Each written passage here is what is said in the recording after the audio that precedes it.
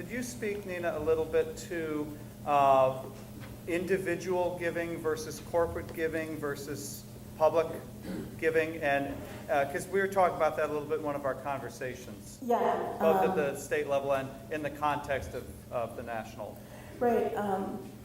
So in preparation for this presentation, I want to get some more research about what's going on in Delaware in terms of its giving history. We at Americans for the Arts definitely track giving to the arts, and we see how it creates a composite of how much it contributes to the bottom line.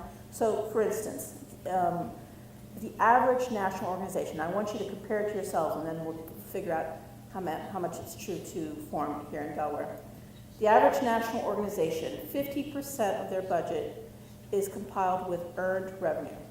They're selling something, and they're earning revenue to make their bottom line.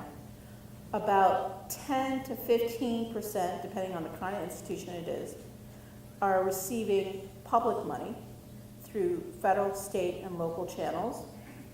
And the remaining portion is individual gifts made up of corporate foundation individuals. Now, the piece here that's important is that foundation is a small sliver of that, and corporations is even a smaller sliver. But the large piece of that contributed revenue comes from individuals.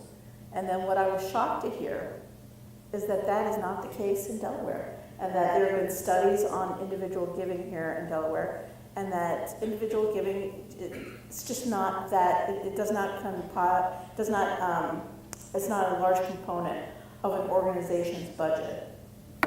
So do you think that, does it match any of your budgets out there where contributed revenue is approximately 35% of your overall budget? Does that seem high or low? High. The national average is 35.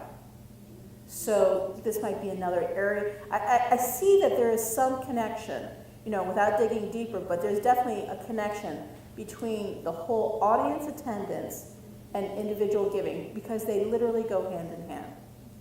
If you don't have people coming through your doors, they're certainly not going to give to your organization.